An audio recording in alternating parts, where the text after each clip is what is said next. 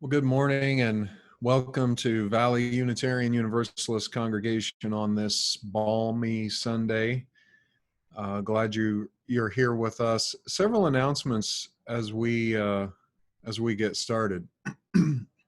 First, at 3 p.m. today in the VUU parking lot, we'll meet up and there'll be a car parade in support of Black Lives. So if you have a sign that you've either made or can make, or maybe some of that stuff you can ride on your car with and wash it off later, we'll be driving around part of the East Valley in support of Black Lives. Hope you can join the organizers there, Melissa Bush and Noel Hyman. Thank you both for all the work you've done to get that ready for us.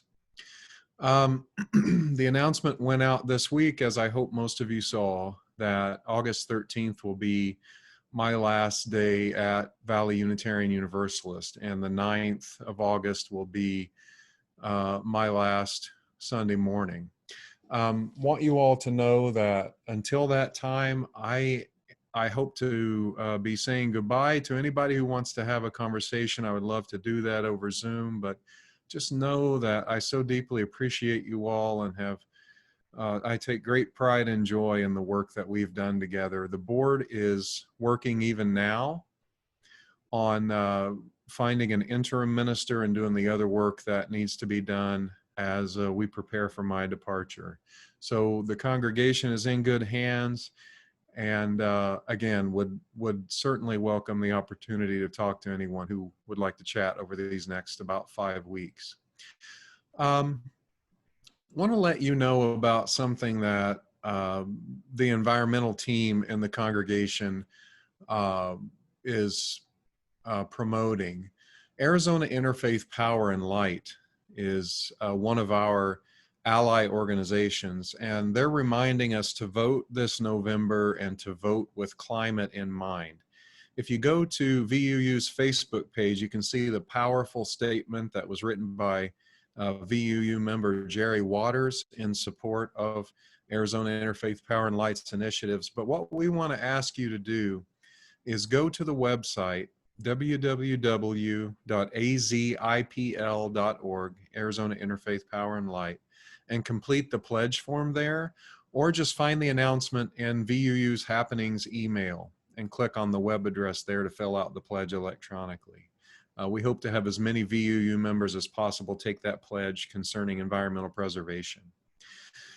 Another program upcoming that we want to be sure you know about is Connection Circles. We had kind of a false start with Connection Circles. We sent out a survey that didn't quite collect the information that we needed. So we're going to be sending out another survey this week. For those of you who didn't see that announcement, Connection Circles are intended to be small groups of about 10 people who will begin by meeting online and discussing a curriculum that's based on the theme of the month from Touchstones, which is our sort of spirituality program here. Eventually, we would anticipate as COVID recedes and things become safer, those 10 people might meet in person to view a worship service together or to have their small group. And then it could be that at some point when the congregation is ready to come back, perhaps for outside worship, that we would invite some of these groups and we would alternate between who's present and who's not on Sunday morning. We don't quite know that far out yet, but we know these groups are going to be important as we think about coming back to our campus. So please, if you can participate, do so. If you can facilitate a group, let us know that. But certainly we hope you'll be a part of one of our connection circles. And finally, as is the case every Sunday morning, we'll have breakout groups rather, after this worship service. And the question I want to ask you to reflect on in those groups, and I'll type it in the chat later, is talk about a time in your life when you had to switch paths and how you knew you needed to make a change. So that'll be our conversation question after the service today. Well, it is a joy to be with you this morning. I'm Andy Burnett. I'm the senior minister at Valley Unitarian Universalist Congregation and standing in for our worship associates this morning. No matter who or whose you are, without regard to your economic status, VUU welcomes you with open arms.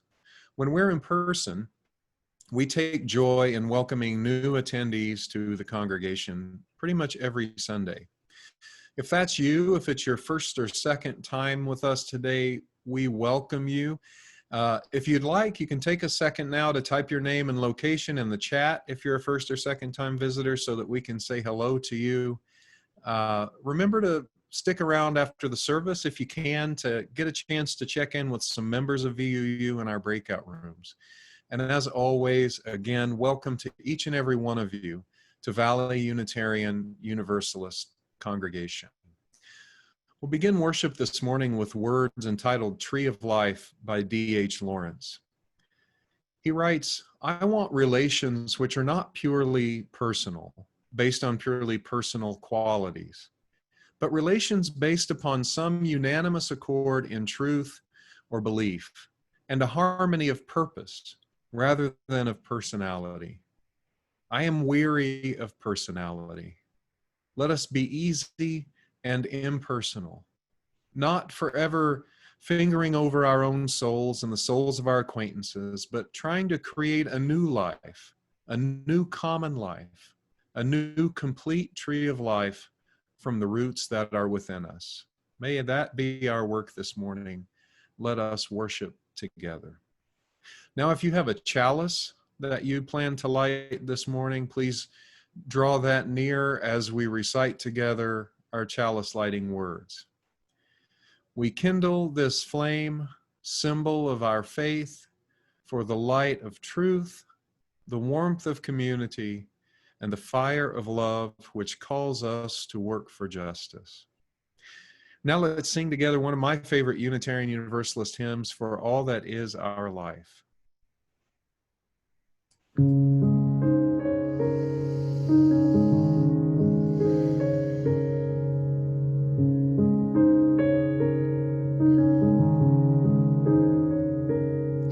For all that is our life, we sing our thanks and praise. For all life is a gift which we are called to use to build the common good and make our own days glad.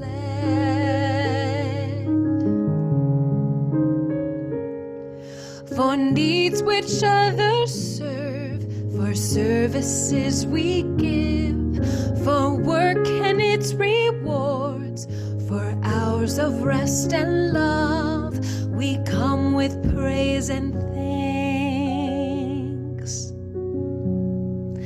For all that is our life,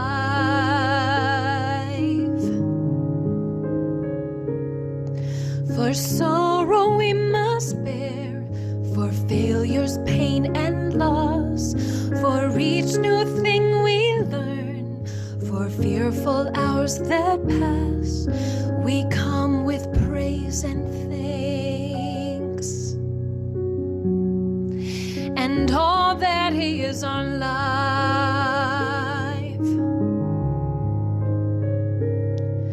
for all that is our life, we sing our thanks and praise. For all life is a gift which we are called to use to build the common good and make our own days glad.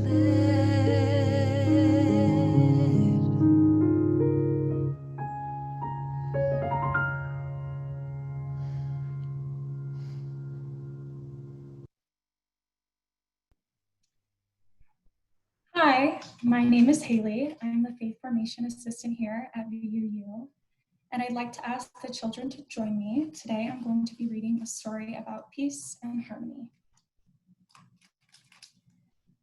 Peace is an offering, a muffin or a peach, a birthday invitation, a trip to the beach. Peace is gratitude for simple things. Light through a leaf, a dragonfly's wings. A kiss on the cheek, raindrops and dew, a walk in the park, a bowl of hot stew. Peace is holding on to another. Peace is the words you say to a brother. Will you stay with me? Will you be my friend? Will you listen to my story to the very end? Will you wait when I'm slow? Will you calm my fears? Will you sing to the sun to dry my tears? Will you keep me company when I'm all alone? Will you give me shelter when I've lost my home? You might find peace in a photograph or the deep boom of a belly laugh. And even in the wake of tragedy, even then you might find her in the rubble of a fallen tower, in the sorrow of your darkest hour, in the hat of a hero, in the loss of a friend. Peace is a joining, not a pulling apart. It's the courage to bear a wounded heart. It's a safe place to live. It's the freedom from fear. It's a kiss or a hug when you've lost someone dear. So offer a cookie, walk away from a fight. Comfort a friend through the long, dark night. Sing a quiet song or catch a falling star. May peace walk beside you wherever you are. Thank you. Well, what a wonderful reminder for all of us that we can be bearers of peace and that there's peace available to us. Thanks to all of you who continue to give, to continue to support the mission of this congregation, love, service, and justice with your giving. We understand that folks' situations, some people's situations are changing, and you may not be able to continue that support. Let us know how we can help if that's the case for you. But if you are able to give, you can text your donation to the number on the screen there, or you can mail your check to our physical campus. And as always, we are deeply appreciative of your generosity.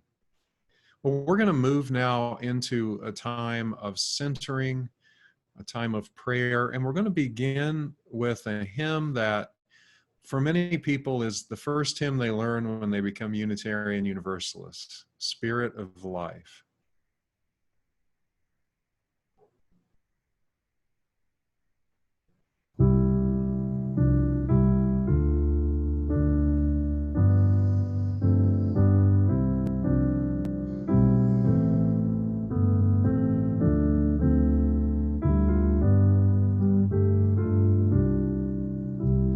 Spirit of life, come unto me.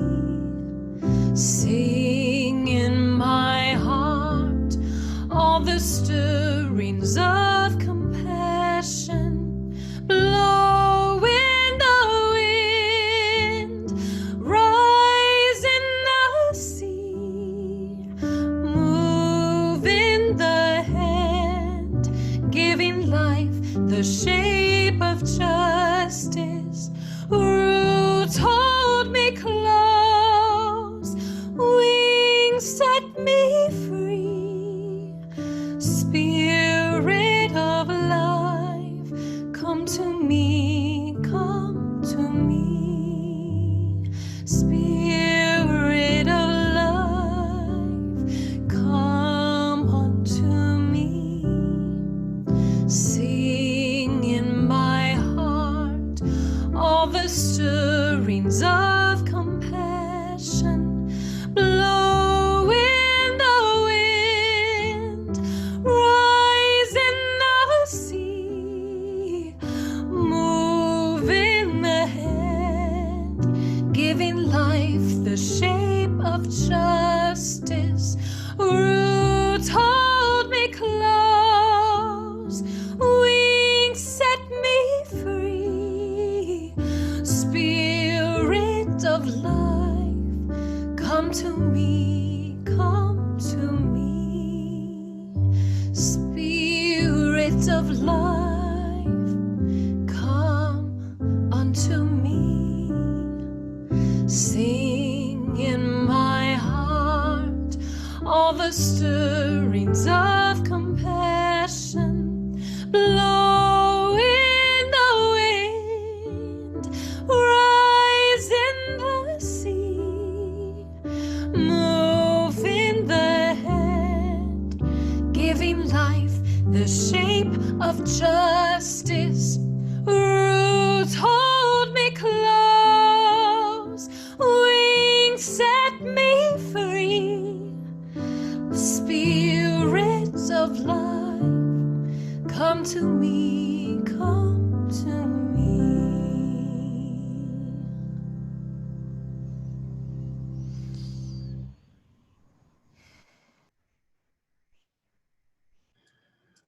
As we continue this time of centering, I want to invite you to, if you would like, express any concerns, any requests for thoughts of love or prayer in the chat. There are already a couple there, and would invite you to look at those and hold folks in your heart if they're mentioned there. I would also remind you, as Becky has posted, that pastoral care is available, and there are opportunities there to contact pastoral care providers. Well, there's so much in our world these days that has us anxious and afraid, and I believe there's a high sort of preset of anxiety right now that lives at the back of our heads and follows us around in our daily decision making.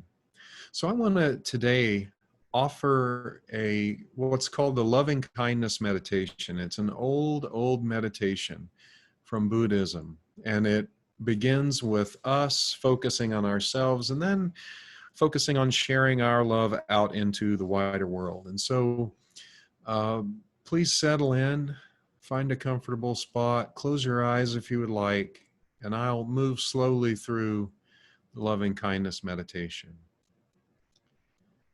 which begins, may I be well, safe, and peaceful. May I be free from suffering of fear, anger, and ill will.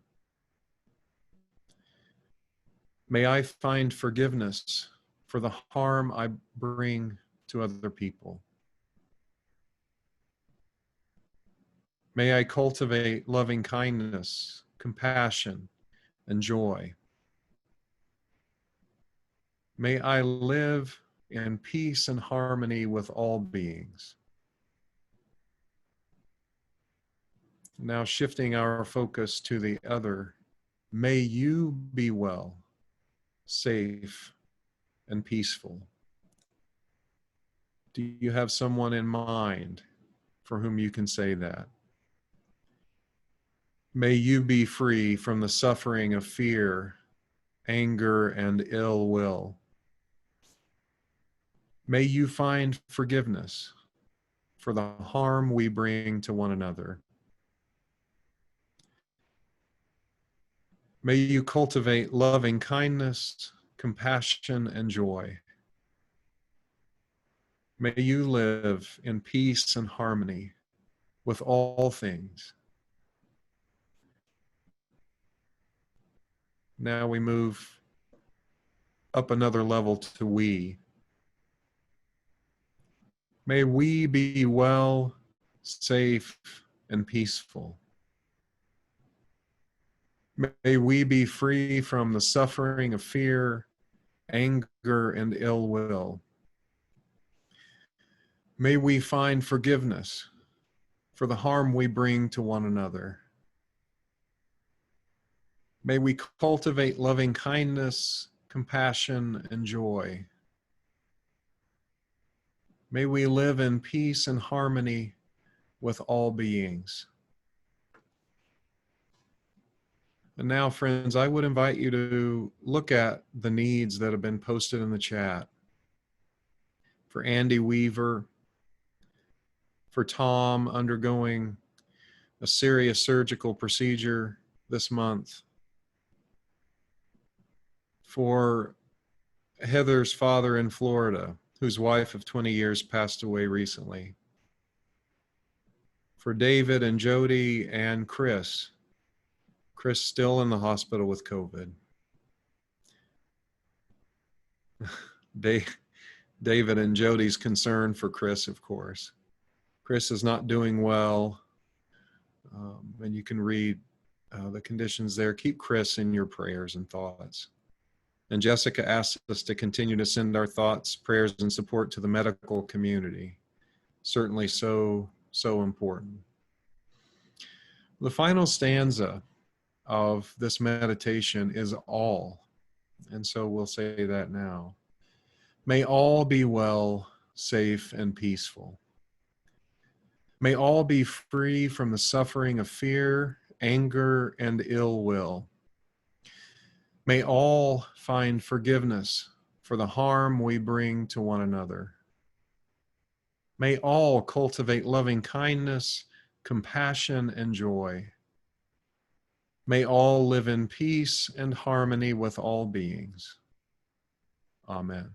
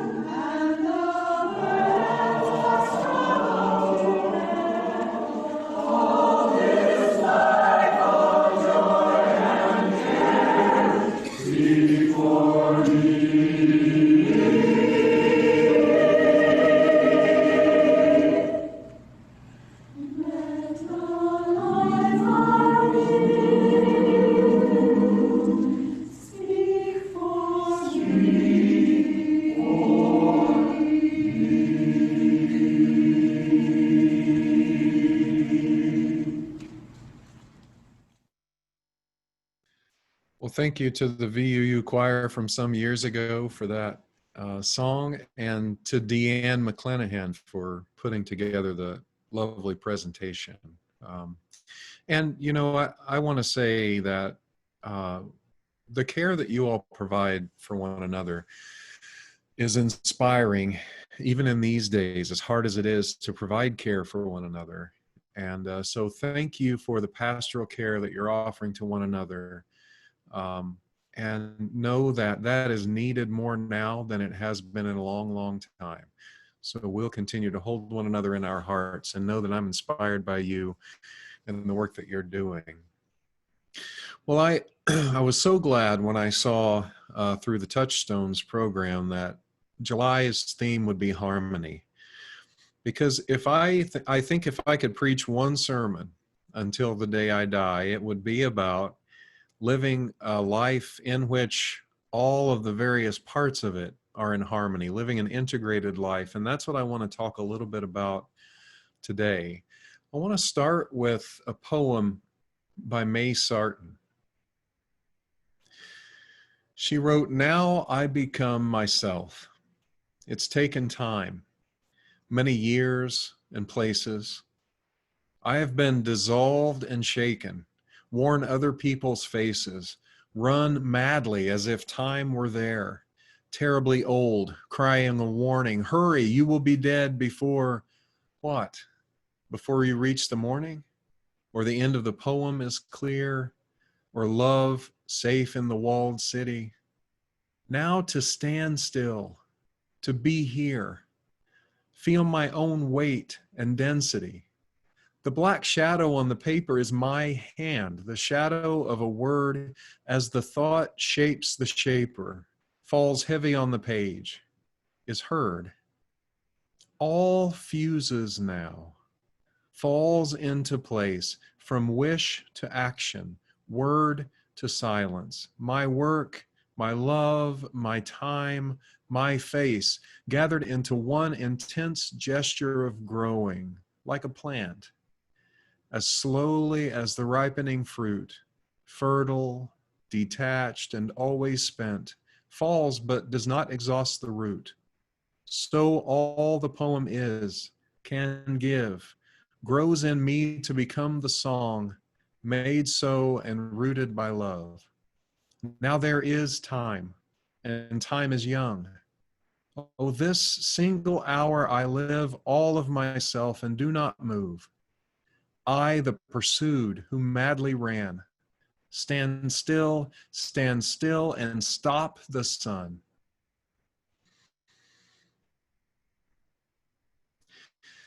Hiking in this part of the world is second to none, but it presents a particular nuisance. You're marching along when you feel a tiny bit of pressure at the bottom of your foot that wasn't there before. A pebble has somehow worked its way into your shoe. I've examined my hiking shoes for non-existent holes, and the only thing I can figure is that these pebbles come in the same way my foot does. It's easy enough to ignore for a while, but after some time, the pebble irritates. It pokes and bothers. You can sort of shake your foot and work it to a more comfortable spot, but it doesn't last. Ultimately, you have to fix it. So you step to the side of the trail, pull off your shoe, and empty it. It's a parable for life, I think. It's often easy to move through our days headlong, unconsciously, through advertising and work, too much work, and an over-focus on children that leads to unrealistic family pressures, and so much more. Our society invites us to forget our true selves in favor of being the person that perhaps we're expected to be, or even the person that we wish we were. But eventually, real self will demand our attention, like a pebble in your shoe. At first, barely noticeable, but over time, becoming impossible to ignore. Now and then, we realize that something feels out of joint. Perhaps our work lives don't match up with our values, or a relationship isn't healthy any longer. If we let it go too long, that disharmony can mangle the spirit, leaving us cynical and angry, unhappy. What we seek, I think, from the cradle to the grave is our vocation. Another way of saying is we seek the lives our very selves call us to live, the work we're called to do, whether paid or unpaid, during our brief years. But too often, whether out of a desire for stability or fear of change, or a little of both, most likely, we, as May Sarton said, wear other people's faces. I suppose I'm thinking about this in part because of my own transition. My last few years have been a little bit like that, with the pebble becoming harder and harder to ignore, not because I was unhappy, but because something else was trying to get my attention. But I also know that this experience is almost universal, that at some point in most lives, and for a lot of us it is at many points, we realize that we need to do something different or do something familiar in a new way. Our souls pull us toward the open path. Now, you might not like that word soul. Fear not. I'm not thinking of a ghost that inhabits your body, which will someday float off to heaven or somewhere just south of heaven. When I use the word soul, I intend it to mean the deepest and truest part of our inner selves, in the same spirit as the Quaker author, Parker Palmer.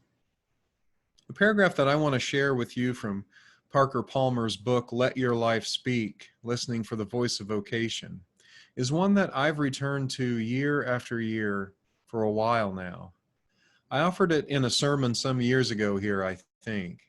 It's a reminder that what we need to do when we feel the pull of vocation is in some ways counterintuitive. We might be tempted in our efforts to harmonize our lives, to thrash around, to seek or strive, but Parker Palmer tells us we would do better to be still. He writes, how we are to listen to our lives is a question worth exploring. In our culture, we tend to gather information in ways that don't work very well when the source is the human soul. The soul is not responsive to subpoenas or cross-examinations. At best, it will stand in the deck only long enough to plead the Fifth Amendment. At worst, it will jump bail and never be heard from again. The soul speaks its truth only under quiet, inviting, and trustworthy conditions. He goes on, the soul is like a wild animal, tough, resilient, savvy, self-sufficient, and yet exceedingly shy. If we want to see a wild animal, the last thing we should do is go crashing through the woods, shouting for the creature to come out. But if we're willing to walk quietly into the woods and sit silently for an hour or two at the base of a tree, the creature we're waiting for may well emerge, and out of the corner of an eye, we will catch a glimpse of the precious wildness that we seek. End quote. Although Parker Palmer is a Christian, he doesn't urge people to try to listen to a voice outside themselves for vocation, a God way off in the heavens or a saint in the sweet by and by. He says that the voice which calls us comes from within. As, in a way, Ralph Waldo Emerson and the Transcendentalists said, as a Quaker would say, I suppose, with their deep and abiding emphasis on the light within each of us. That the voice of vocation comes mainly from within is important, whether or not you're a person of traditional faith. Because there are plenty of voices out there that would tell you who you should be, how you should be, what you should be. There are books upon books about the career you should choose, or the volunteer work you must be doing, or how to spend your retirement years if you want to be really happy, and on and on and on. Like most people, I suppose, I've gained a lot of wisdom by listening from other people, to other people rather. But if I don't integrate what they're saying into my own life, if I simply try an out-of-the-box approach to solving a big dilemma, it seems not to fit. We're called to live lives of both stability and adventure, obligation to the wider world and to ourselves. We do well to sit still and wait from time to time for our souls to emerge. Our lives will tell us where to go. if we're listening. But maybe you say, I've already carved well-worn paths in life. It's too late for clearing new roads. And maybe you say, I'm not going to let some 40-something guy tell me about this stage in my life. Well, I get that. So I'll talk instead about the wisdom from Elisabeth Kubler-Ross, the psychiatrist who developed the popular, if widely misunderstood, notion of 5 stages of grief. Kubler-Ross was a professor of psychiatry. One of her teaching techniques was to invite actively dying patients into the classroom to speak with people studying to become psychiatrists and medical doctors.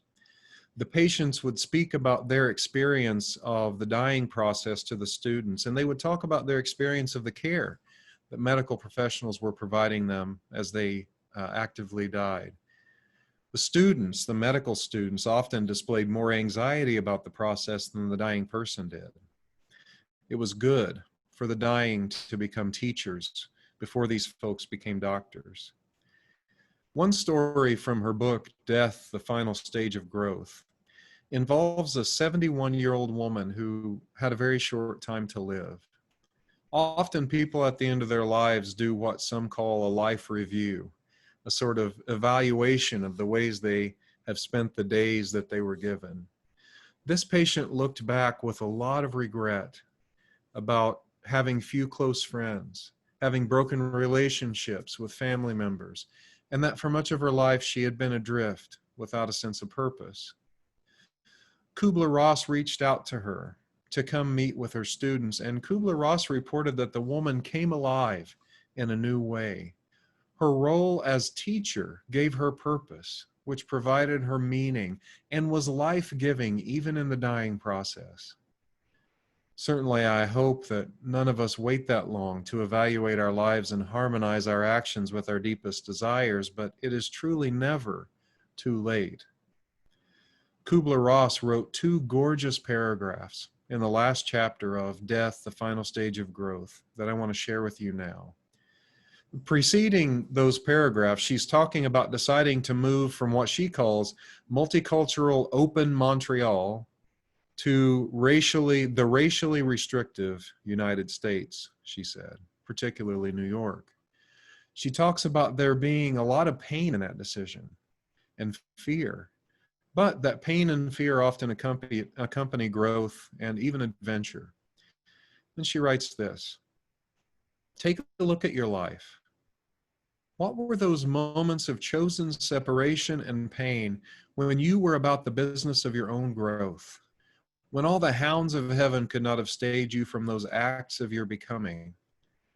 We may seek new professions or new locations, or simply begin to experience ourselves as new in a therapeutic situation or a relationship.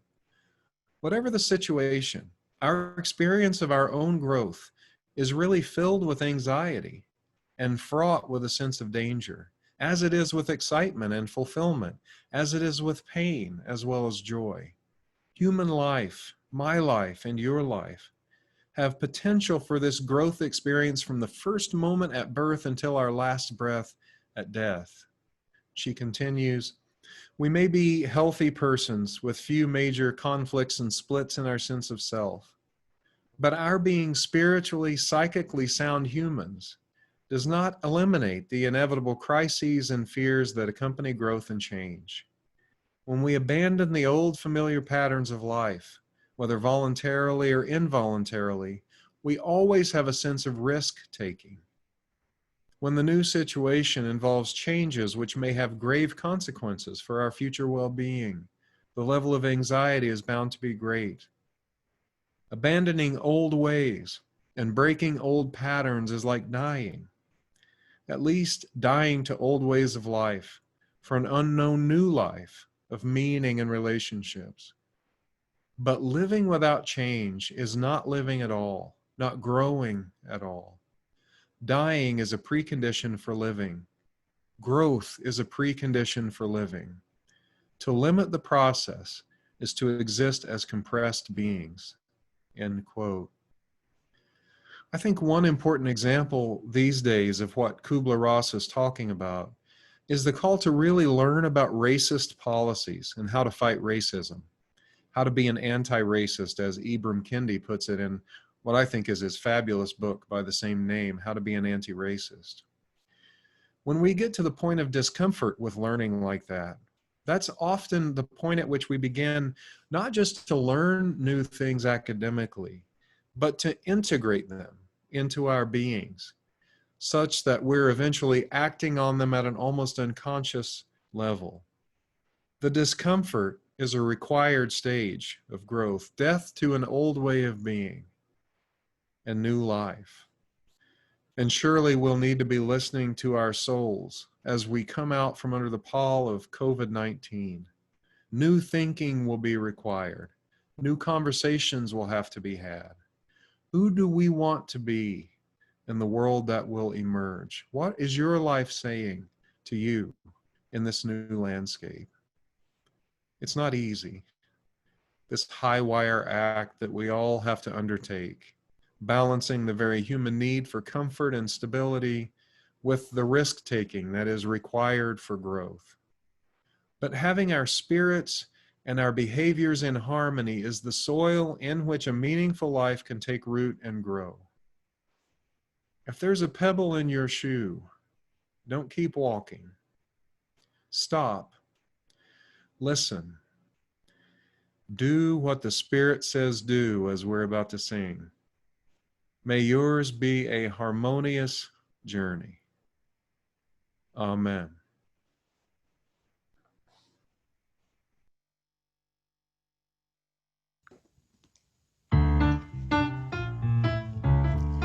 I invite you to use this song to move your body and really step into what does it feel like to do what Spirit says to do, to be aligned with that inner voice.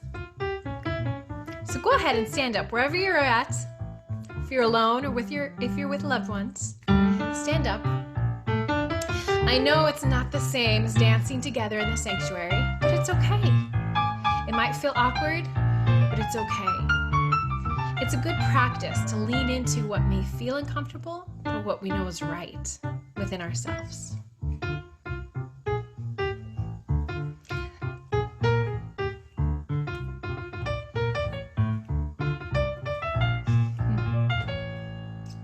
You got to do when the Spirit says do. You got to do when the Spirit says do. When the Spirit says do, you got to do. Oh Lord, you got to do when the Spirit says do. Spirit says do. Spirit says do. Spirit says do. Spirit says do. Spirit says do. Spirit says do. You got to dance when the Spirit says dance. You got to dance when the Spirit says dance. When the Spirit says dance, you got to dance. Oh Lord, you got to dance when the Spirit says dance. Spirit says dance. Spirit says dance. Spirit says dance. Spirit says dance. Spirit says dance. Spirit says dance. You gotta sing what the Spirit says sing. You got to sing when the Spirit says sing.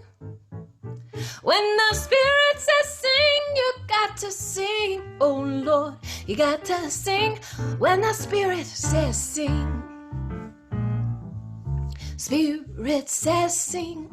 Spirit says sing. Spirit says sing. Spirit says sing. Spirit says sing. Spirit says sing. You gotta do what Spirit says do.